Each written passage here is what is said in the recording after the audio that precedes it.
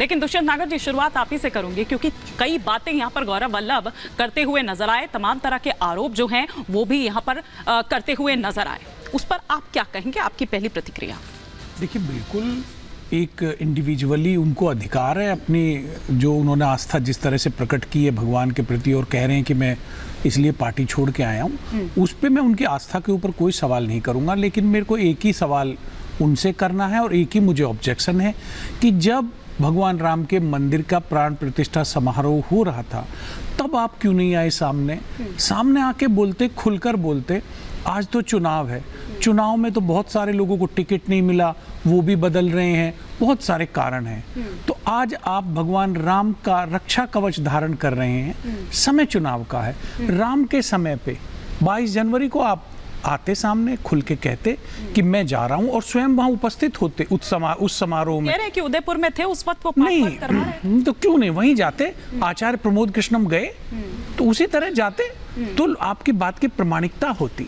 आज आप कोरी राजनीति कर रहे हैं, नंबर स्कोर कर रहे हैं, देश इस बात को समझता है। दूसरा, मैं एक और कांग्रेस के प्रवक्ता जाती है पार्टी में, सुनी क्यों बिल्कुल नहीं सुनी जाती है। और सुनाए किनको? ये तो सुनने वाले थे खुद ही हाईकमान किसको, यही तो सवाल है, क्योंकि वो ये कह रहे हैं कि 5 पावर सेंटर्स हैं, उन्होंने नाम भी गिनवाए आगे भी। अगर 5 पावर सेंटर होना कोई बुरी चीज है? हाँ, लेकिन आपस में ही टकराव होना बुरी चीज है ना? कोई टकराव नहीं है। और मैं बताना चाहता हूँ 5 नहीं है 35 पावर सेंटर है। अच्छा। और पीसीसी प्रेसिडेंट भी प्रदेश में एक पावर है।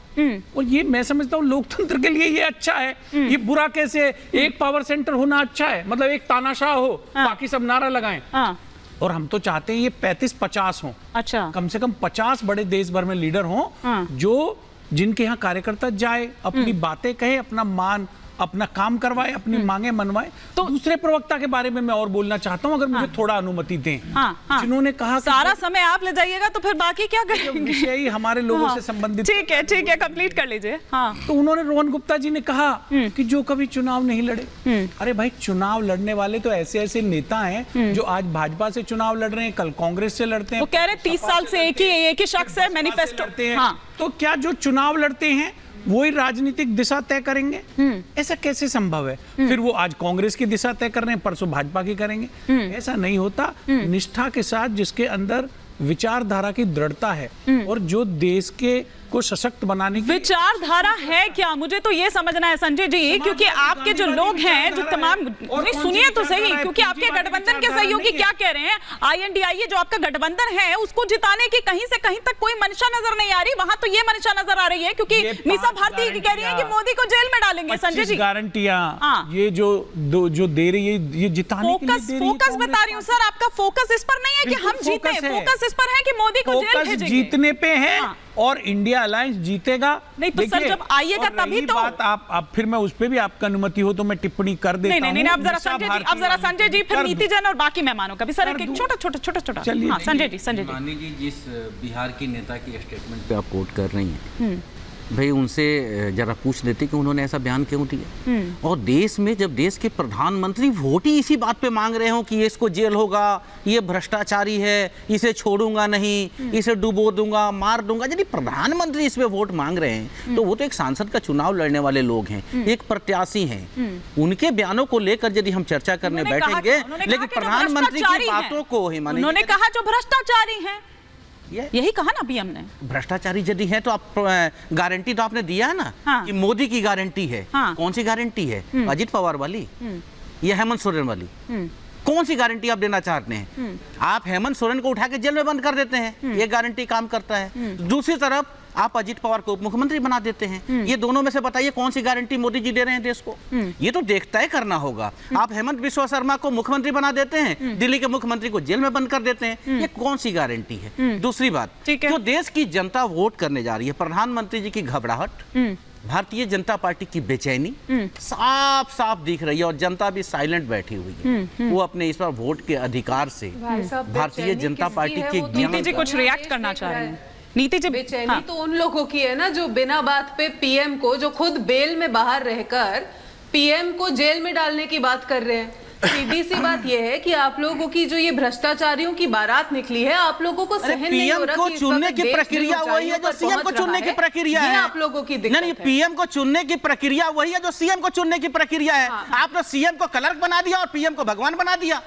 लोकतंत्र है, लोकतंत्र में सीएम को भी चुनने का वही प्रक्रिया जो क्या पीएम के लॉजिक लिए है मेरी समझ में नहीं आ रहा, बट अल्टीमेटली नहीं, आप लोगों का पॉइंट ये है कि आप लोगों को किसी भी तरीके से मोदी जी को हराना है, चाहे जेल में डाले, चाहे डंडे मारे, चाहे सर फोड़ दे, ये आप लोगों के बयान आ रहे हैं। तो आप लोग सोचिए कहां देश की आप लोग बात कर रहे हो। आप लोग बात कर रहे हो जो मोदी जी को वोट दे उसे डंडे मारो, जो मोदी जी को वोट दे उसका सर फोड़ दो, जो मोदी जी को हम जेल में डालेंगे। भैया कोई कारण तो होगा जेल में डालने का, कोई कारण तो लेकर आइए। कुछ तो होगा मोदी जी के खिलाफ जिसलिए जेल में डालोगे। आप लोग खुद तो बेल पे बाहर घूम रहे हो।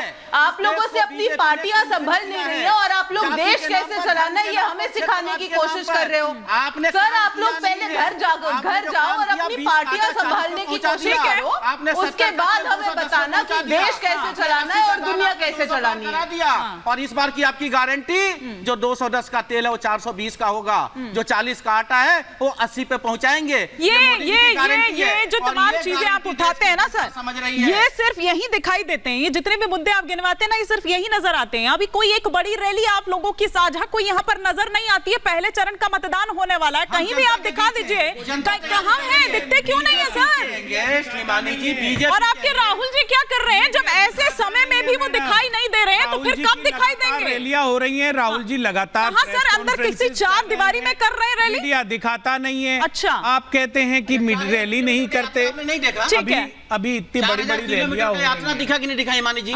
वो 4000 किलोमीटर की यात्रा की किस लिए थी सर आपने? जंगल में थे की किस लिए थी? पर आपने आप अपनी पार्टी को नहीं बचा पा रहे हैं। अरे पार्टी को नहीं बचा पा रहे हैं। एक एक कर कर सब निकलते जा रहे हैं और किस तरह के आरोप लगा रहे हैं उस पे भी तो मंथन करने की जरूरत है कि नहीं है। लेकिन अवनी जयेश अवस्थी जी फिर बाकी एक कर अच्छा बुलाया जा रहा है। मैंने ये भी पूछा था, मैंने गौरव वल्लभ से ये भी पूछा था, उन्होंने कहा कि मुझे किस चीज का, एक सेकंड नीति जी आ रही हूँ। जब मैंने उनसे बात की, मुखातिब हुई मैं उनसे, तो मैंने उनसे ये पूछा तो कह रहे मुझे किस बात का डर दिखाएंगे, क्या मुझे भी कोई ईडी सीबीआई, मैंने तो ऐसा कुछ किया नहीं है। वो कह रहे हैं एक केस नहीं है मेरे ऊपर। उन तमाम बातों को गिनवाते हुए नजर आ रहे थे। लेकिन अवनी जयेश अवस्थी जी, मंशा यहाँ पर सिर्फ ये दिख रही है, और सिर्फ मीसा भारती नहीं बल्कि संजय सिंह ने भी बाहर आकर सबसे पहले यही बात कही थी कि मोदी जी को जेल में भेजेंगे। तो गठबंधन की लगता है तैयारी इस पर नहीं है, फोकस इस पर नहीं है कि हम किस तरह से जीतेंगे, फोकस इस पर है कि मोदी को जेल भेजेंगे जब हम आएंगे। अब आएंगे कैसे,